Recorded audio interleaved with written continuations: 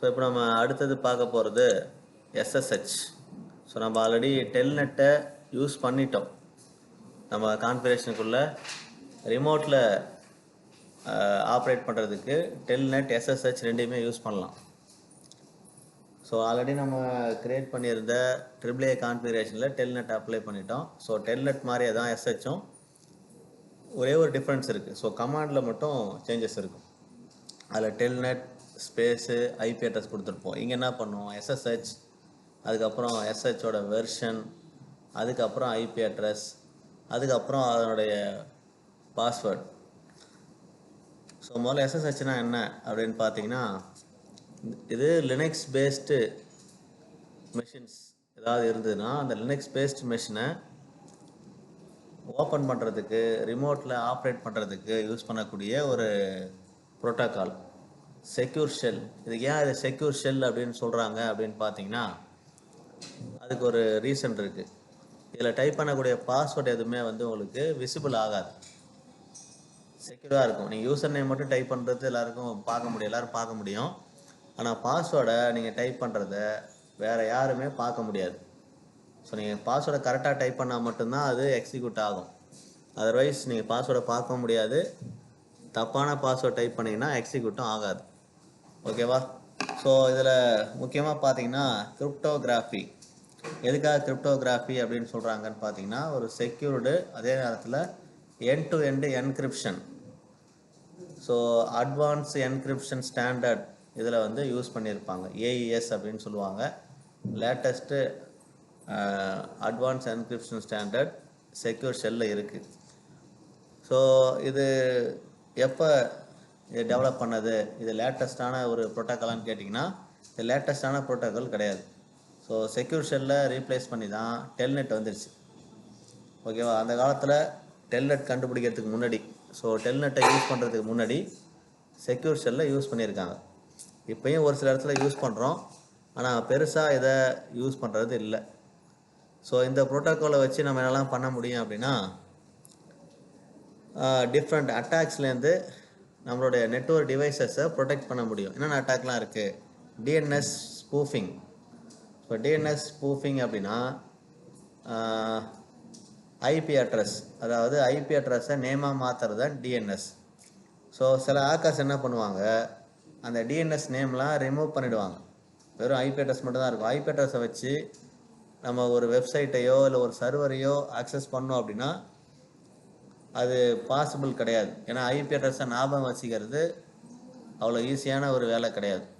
So அப்போது அந்த domain நேமை ரிமூவ் பண்ணும்போது, வேர்ல்டு ஃபுல்லாக இருக்கிற எல்லா டொமைன் நேமும் ரிமூவ் பண்ணிட்டோம்னா எந்த வெப்சைட்டையும் கான்டாக்டே பண்ண முடியாது. அந்த வெப்சைட்டோட ஓனருக்கு மட்டும்தான், ஓனருக்கோ அட்மினுக்கு மட்டும்தான் அந்த IP அட்ரஸ் தெரியும். ஸோ நம்மளை மாதிரி யூசர்ஸுக்கு டொமைன் நேம் தான் தெரியும். ஸோ அந்த மாதிரி அட்டாக் நடக்காமல் நம்ம இந்த செக்யூர் ஷெல் ப்ரோட்டோக்காலை வச்சு ப்ரொடெக்ட் பண்ணிக்கலாம். அடுத்தது IP சோர்ஸ் ரவுட்டிங். இந்த IP சோர்ஸ் ரவுட்டிங் சம்மந்தமாக ஏதாவது அட்டாக் நடந்தாலும் அதையும் நம்ம ப்ரொடெக்ட் பண்ண முடியும். IP spoofing. எப்படி இந்த DNS ஸ்பூஃபிங் பண்ணுறாங்களோ சேம் அதே மாதிரி IP ஸ்பூஃபிங், அதாவது ஐபியை சேஞ்ச் பண்ணலாம், இல்லை ஐபியை ரிமூவ் பண்ணிவிட்டு வேறு ஒரு தப்பான ஐபியை ஹேக்கர்ஸ் இன்க்ளூட் பண்ணலாம். ஸோ அந்த மாதிரிலாம் பண்ணுறதுக்கு யூசர் நேம் பாஸ்வேர்டு விசிபிளாக இருந்தால் தான் பண்ண முடியும். ஸோ இந்த ப்ரோட்டோக்கால் யூஸ் பண்ணும்போது யூசர் நேம் விசிபிளாக இருக்கும், பாஸ்வேர்டு விசிபிளாக இருக்காது. ஸோ அவ்வளோ சீக்கிரம் அந்த ப்ரூட் ஃபோர்ஸ் அல்காரிதம், அதே மாதிரி பெனட்ரேஷன் டெஸ்டிங் இதெல்லாம் பண்ணும்போது கூட இந்த ப்ரோட்டோக்கால் யூஸ் பண்ணோம்னா நம்ம நெட்வொர்க்கை யாரும் அக்சஸ் பண்ணுறதுக்கு, ஹேக் பண்ணுறதுக்கு அவ்வளோ சீக்கிரம் முடியாது. ஆனால் பாசிபிலிட்டி இருக்குது, மேக்ஸிமம் முடியாது. ஸோ இங்கே SSH ப்ரோட்டோக்கால் யூஸ் பண்ணுறதுக்கு முன்னாடி நெட்வொர்க்கில் நம்ம யூஸ் பண்ணியிருந்த மற்ற ப்ரோட்டோக்கால் கூட கம்பேர் பண்ணும்போது என்ன வித்தியாசம் அப்படின்னு பார்த்தீங்கன்னா, ஸோ நாமளாம் என்ன பண்ணோம், SSH யூஸ் பண்ணுறதுக்கு முன்னாடி ஒரு கிளைண்ட்லேருந்து சர்வரை நம்ம ரீச் பண்ணும்போது என்ன பண்ணுவோம், ஒரு டேட்டாவை அனுப்புவோம். எப்படி அனுப்புவோம், யூசர் நேம் டைப் பண்ணுவோம், பாஸ்வேர்ட் டைப் பண்ணுவோம். இது எல்லாமே விசிபிளாக இருக்கும். அது அங்கேருந்து சர்வருக்கு போகிறதுக்குள்ள இந்த மாதிரி man in the middle attack, ஒரு ஹேக்கர் கிளைண்ட்டுக்கும் சர்வருக்கு இடையில் ஒரு பாட்நெட் கண்ட்ரோலரை இன்ஸ்டால் பண்ணி அந்த யூசர் நேம் பாஸ்வேர்டை அவங்க ஹேக் பண்ணுறதுக்கு 99% வாய்ப்பு இருந்தது. ஸோ அதனால் நீங்கள் சென்ட் பண்ணுற யூசர் நேம் பாஸ்வேர்ட் எல்லாருக்குமே விசிபிள் ஆகும். அதில் அட்வான்ஸ் என்கிரிப்ஷன் ஸ்டாண்டர்ட் இருக்காது. இப்போ நம்ம எஸ்எஸ்ஹெச் யூஸ் பண்ணும்போது யூசர் நேம் மட்டும் விசிபிள் ஆகும், பாஸ்வேர்டு விசிபிள் ஆகாது. ஸோ பிஃபோர் எஸ்எஸ்ஹெச் இந்த மாதிரி இருந்தது. ஹேக்கர்ஸ் இடையில போது அந்த யூசர் நேம் பாஸ்வேர்டை ஹேக் பண்ணியிருந்தாங்க. இப்போது எஸ்எஸ்ஹெச் வந்ததுக்கப்புறம் இங்கே பாருங்கள், அதே யூசர் நேம் பாஸ்வேர்டு இவங்க டைப் பண்ணுவாங்க. டைப் பண்ணதுக்கப்புறம் அது சர்வருக்கு போய் சேர்கிறதுக்கு இடையில, கிளைண்ட்டுக்கும் சர்வருக்கு இடையில அது ட்ராவல் பண்ணும்போது எதையுமே பார்க்க, யூசர் நேமையும் பார்க்க முடியாது, பாஸ்வேர்டையும் பார்க்க முடியாது. டைப் பண்ணும்போது நம்ம டைப் பண்ணுவோம் யூசர் நேமை விசிபிளாக, பாஸ்வேர்டு விசிபிளாக இருக்காது. ஆனால் கிளைண்ட் டு சர்வர் ட்ராவல் பண்ணும்போது, டிரான்ஸ்மிஷன் நடக்கும்போது இடையில man in the middle attack பண்ணுறதுக்கு ஒரு ஹேக்கர் ட்ரை பண்ணாலும் அவங்களுக்கு எந்த டேட்டாவுமே கிடைக்காது. ஸோ சைபர் செக்யூரிட்டியில் முக்கியமான ப்ரோட்டோக்காலாக ரொம்ப வருஷத்துக்கு முன்னாடி செக்யூர் சாக்கெட் ஷெல் இருந்தது. இப்போது அதை ரீப்ளேஸ் பண்ணுற விதமாக தான் டெல்நெட் வந்துருச்சு. ஸோ அட்வான்டேஜை பொறுத்த வரைக்கும் என்கிரிப்ஷன் ஸ்ட்ராங்காக இருக்கும்.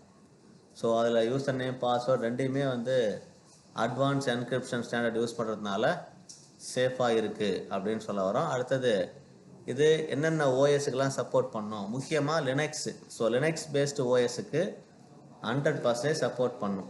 அது இல்லாமல் விண்டோஸ், மேக் ஓஎஸ், சிஸ்கோவோட ஐஓஎஸ் எல்லாத்துக்குமே இந்த எஸ்எஸ்ஹெச் சப்போர்ட் பண்ணுது. கூடவே இந்த எஸ்எஸ்ஹெச்சோட சைஸு ரொம்ப பெருசாக இருக்குமா, ஸோ நம்ம அதை யூஸ் பண்ணுறதுக்கு ரொம்ப காம்ப்ளிகேட்டாக இருக்குமான்னு கேட்டிங்கன்னா இது ரொம்ப லைட் வெயிட். ஸோ எம்பியில் தான் இருக்கும் இந்த சாஃப்ட்வேரும் சரி, இந்த ப்ரோட்டோக்காலோட மொத்த சைஸும் சரி. ஸோ அதே நேரத்தில் ஃபாஸ்ட்டாகவும் நம்ம லாகின் பண்ணும்போது அந்த ரிமோட் கனெக்ஷனை க்ரியேட் பண்ணும். ஸோ ஃப்ளெக்சிபிளாக அப்படின்னு கேட்டிங்கன்னா ரிமோட் லாகின் எங்கேருந்து வேணாலும் பண்ணிக்கலாம். அந்த பர்டிகுலர் எஸ்எஸ்ஹெச் ப்ரோட்டோக்கால் இருக்கணும், யூசர் நேம் பாஸ்வேர்ட் தெரியணும். ஸோ இது தெரிஞ்சால் போதும், எங்கே வேணாலும் ரிமோட் லாகின் பண்ணிக்க முடியும். அதே மாதிரி ஃபைலை ட்ரான்ஸ்ஃபர் பண்ணுறதும் ரொம்பவே ஈஸி. ஸோ எஃப்டிபிலாம் பார்த்தீங்கன்னா எஃப்டிபியும் கிட்டத்தட்ட இந்த மாதிரி ஒரு ரிமோட் டெஸ்க்டாப் ப்ரோட்டோக்காலை தான் யூஸ் பண்ணுறாங்க. ஓகேவா? அப்போது நம்ம ஃபைலை ட்ரான்ஸ்ஃபர் பண்ணுறது ஈஸி, ரிமோட் லாகின் எங்கேருந்து வேணாலும் பண்ணிக்க முடியும். ஸோ அது ஒரு பெரிய அட்வான்டேஜ் இந்த secure shell. So secure shell எப்படி ஆப்ரேட் ஆகுது? ஸோ கிளைண்ட்லேருந்து சர்வருக்கு நம்ம ஒரு டீட்டெயிலை லாகின் பண்ணி, ஸோ சர்வர் சர்வராகவும் இருக்கலாம், இல்லை ஒரு ரவுட்டராகவும் இருக்கலாம். ரவுட்டரையும் நம்ம எஸ்ஹெச்சை பேஸ் பண்ணி ஆக்சஸ் பண்ண முடியும். ஸோ சர்வரோ ரவுட்டரோ எதுவாக இருந்தாலும் அதை எப்படி நம்ம கான்டாக்ட் பண்ணுறோம், எப்படி ஒர்க் பண்ணுதுன்னு பார்த்தீங்கன்னா, முதல்ல கிளைண்ட்டு கனெக்ஷனை இனிஷியேட் பண்ணுவாங்க. அதாவது யூசர் நேம் பாஸ்வேர்டை கொடுத்து லாகின் பண்ண ட்ரை பண்ணுவாங்க. ஃபஸ்ட்டு எஸ்எஸ்ஹெச் கமாண்டை டைப் பண்ணுவோம். எஸ்எஸ்ஹெச் ஸ்பேஸு -L ஐபி அட்ரஸ்னு கொடுப்போம். அதுதான் இனிஷியேட் பண்ணுறது. இனிஷியேட் பண்ணோன்னே அந்த பர்டிகுலர் அந்த ஐபி அட்ரஸ் எந்த சர்வரில் இருக்குது, எந்த லொக்கேஷனில் இருக்குங்கிறத கான்டாக்ட் பண்ணும். அந்த சர்வர் இருந்தது அப்படின்னா அது ரிப்ளை பண்ணும், send server public key. So server இருந்ததுன்னா சர்வர் திரும்ப கிளைண்ட்டுக்கு பப்ளிக் கீ, அதாவது பப்ளிக் கீங்கிறது நம்ம டைப் பண்ண வேண்டிய பாஸ்வேர்ட். ஸோ அந்த பப்ளிக் கீ நீங்கள் டைப் பண்ணுங்கன்ற அந்த ரெக்வஸ்ட் வரும். அடுத்தது பார்த்தீங்கன்னா நெகோஷியேட் பண்ணும். ஸோ நம்ம இந்த சேனல் மூலயமா ஆப்ரேட் பண்ணலாமா, நம்ம எதுவுமே வெளில தெரியாது, எல்லாமே இன்டர்னல் ஆப்ரேஷன். ஸோ நெகோஷியேட் பண்ணோம். ஸோ அங்கேருந்து நமக்கு அடுத்தது லாகின் பண்ணலாமா, ஸோ சர்வரோட யூசர் நேம் பாஸ்வேர்டை கொடுக்கலாமா அப்படிங்கிறத இங்கே தான் டிசைட் பண்ணுவாங்க, 2வது ஸ்டெப்லேயும் 3வது ஸ்டெப்லேயும். ஸோ 4வது ஸ்டெப்பில் பார்த்தீங்கன்னா யூசர் லாகின். ஸோ நம்மள்ட்ட இருக்கிற யூசர் நேம் பாஸ்வேர்டை வச்சு இன்புட் கொடுப்போம். ஸோ இன்புட் கொடுத்தோன்னே அந்த ஆப்ரேட்டிங் சிஸ்டமில் இப்போ நம்ம ரவுட்டர் கான்ஃபிகர் பண்ணுறோம்னா ஐஓஎஸ்ங்கிறது தான் ஆப்ரேட்டிங் சிஸ்டம், சிஸ்கோவோட ஐஓஎஸ். மேக்கோட ஐஓஎஸ் கிடையாது, இது சிஸ்கோவிலையும் ஓஎஸை ஐஓஎஸ் தான் சொல்லுவாங்க. இதுவே லினக்ஸ் பேஸ்டு மிஷினாக இருந்ததுன்னா லினக்ஸ் ஓஎஸாக இருக்கும். அந்த பர்டிகுலர் ஓஎஸில் நீங்கள் கொடுக்குற இன்புட், அதாவது யூசர் நேம் பாஸ்வேர்ட் சரியாக இருக்கும்போது அந்த சர்வரை கான்டாக்ட் பண்ணுறதுக்கான எக்ஸிக்யூஷன் ஃபைனலாக கிடைக்கும். ஸோ அதுக்கு சரியாக இருந்ததுன்னா எக்ஸிக்யூட் ஆகிட்டு உங்களுக்கு அவுட்புட் டிஸ்பிளே ஆகும். நீங்கள் எதை தேடி வந்தீங்களோ அது கிடைக்கும். ஸோ எஸ்எஸ்ஹெச்சோட ஹிஸ்ட்ரியை பொறுத்த வரைக்கும் 95ல் இந்த எஸ்ஹெச் அப்படிங்கிற புரோட்டோக்காலை டாட்டு லோயன் அப்படிங்கிற ஒருத்தர், லோனன் அப்படின்றவர் இதை டெவலப் பண்ணியிருக்காரு. ஸோ அப்போதைக்கு பார்த்தீங்கன்னா அது ஒரு பெரிய ஒரு இன்வென்ஷனாக தான் இருந்தது, ஒரு டெவலப்மெண்ட்டாக தான் இருந்தது. ஏன் அப்படின்னா அப்போதைக்கு ரிமோட் டெஸ்க்டாப் புரோட்டோக்கால் ஆர்டிபி அப்படிங்கிறது இருந்தது. ஆனால் சர்வரை காண்டாக்ட் பண்ணுறதுக்கு, ரவுட்டரை காண்டாக்ட் பண்ணுறதுக்கு எஸ்எஸ்ஹெச் மாதிரி ஒரு பெஸ்ட்டான ரிமோட் கண்ட்ரோல் ஆப்ரேஷன் இல்லை. ஸோ அப்போ ஃபஸ்ட்டு அவங்க கொடுக்கும்போது எஸ்எஸ்ஹெச் வெர்ஷன் 1 தான் இருந்தது. So SSH version 1. So version 1ல் வந்து ஒரு சில இஷ்யூஸ், ஏன்னா ஆரம்பத்தில் அவங்க கொடுக்கும்போது ஃபைல் ட்ரான்ஸ்ஃபர்லேயும் அதே மாதிரி ஸ்பீட்லேயும் ஒரு சில இஷ்யூஸ் இருந்தது. அதெல்லாம் வந்து ரெக்டிஃபை பண்ணி வெர்ஷன் 2 ரிலீஸ் பண்ணுறாங்க 2006ல். ஸோ 95லேருந்து கிட்டத்தட்ட 2005 வரைக்கும் வெர்ஷன் 1 தான் யூஸ் பண்ணிகிட்ருக்கோம். ஒரு சில ப்ராப்ளத்தோடு தான் யூஸ் பண்ணியிருக்காங்க. அதுக்கப்புறம் இந்த ப்ராப்ளத்தெல்லாம் ரெக்டிஃபை பண்ணிவிட்டு 2006ல் இந்த வெர்ஷன் 2 ரிலீஸ் பண்ணுறாங்க. இப்போ நம்ம யூஸ் பண்ண போகிறதும் வெர்ஷன் 2 தான். ஓகேவா? ஸோ இது வந்து எஸ்எஸ்ஹெச் கூட கம்பேட்டிபிளாக இருக்கா. நீங்கள் வெர்ஷன் 2 யூஸ் பண்ணுறீங்கன்னா வெர்ஷன் 1ல் உள்ள ஃபீச்சர்ஸ் வெர்ஷன் 2ல் கிடைக்காது. ஏன்னா version 2 full and full advance version. So speed நல்லாயிருக்கும். அந்த அட்வான்ஸு என்கிரிப்ஷன் ஸ்டாண்டர்ட் ஏஇஎஸும் வந்து கொஞ்சம் ஹை எண்டில் கொடுத்துருந்தாங்க.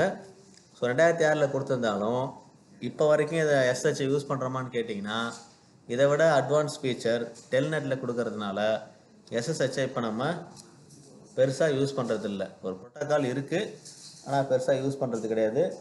ஸோ எங்கெல்லாம் இதை யூஸ் பண்ணுறோம், எதுக்கெல்லாம் யூஸ் பண்ணலாம் அப்படின்னு பார்த்தீங்கன்னா, டேட்டாவை ட்ரான்ஸ்ஃபர் பண்ணுறதுக்கு, டெக்ஸ்ட் ஃபைலை ட்ரான்ஸ்ஃபர் பண்ணுறதுக்கு, கமாண்டை வந்து நம்ம டைப் பண்ணிக்கிறதுக்கு. இப்போ நம்ம கடைசியாக பார்த்தோம் இல்லையா, ரவுட்டரில் கமாண்ட் டைப் பண்ணுறது டெல்நெட் யூஸ் பண்ணோம். அதே மாதிரி எஸ்எஸ்ஹெச்சும் யூஸ் பண்ணலாம்.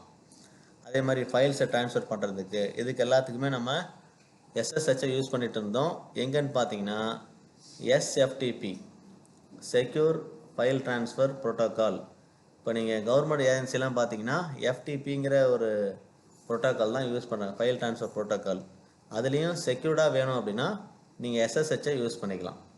இப்போ வரைக்குமே எஃப்டிபி ஆப்ரேஷனில் தான் இருக்குது.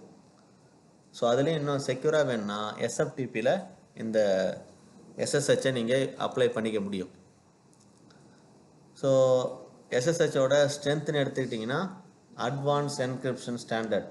ஸோ என்கிரிப்ஷன் ஸ்ட்ராங்காக இருக்கும். ரெண்டாவது அத்தன்டிகேஷன். ஸோ அத்தன்டிகேஷனை பொறுத்த வரைக்கும் யூசர் நேம் பாஸ்வேர்டு இல்லாமல் செக்யூர் ஷெல்லில் நீங்கள் லாகின் பண்ண முடியாது. அடுத்தது இன்டெகிரிட்டி. நீங்கள் இது ஒரு குறிப்பிட்ட டிவைஸுக்கு மட்டும்தான், ஒரு குறிப்பிட்ட ரவுட்டருக்கு மட்டும்தான் இது கம்பேட்டிபிளாக இருக்கும் அப்படிங்கிறது கிடையாது. எந்த பிளாட்ஃபார்ம், எந்த ஒரு பிராண்டுக்கும் இது சப்போர்ட்டாக இருக்கும். அந்த பிராண்ட்லேயும் நீங்கள் யூஸ் பண்ணிக்க முடியும். அதே மாதிரி கிராஷ் பிளாட்ஃபார்ம் பொறுத்த வரைக்கும் நீங்கள் Linux, Mac OS, Windows OS, IOS, இந்த மாதிரி மல்டிபிள் ஓஎஸில் ஒரே கமாண்டை தான் யூஸ் பண்ண போகிறீங்க. ஒவ்வொரு ஓஎஸுக்கும் ஒவ்வொரு கமாண்ட் கிடையாது, சேம் ஒரே command SSH space -L IP address. இதே தான் நீங்கள் எல்லாத்தையுமே கொடுக்க போகிறீங்க.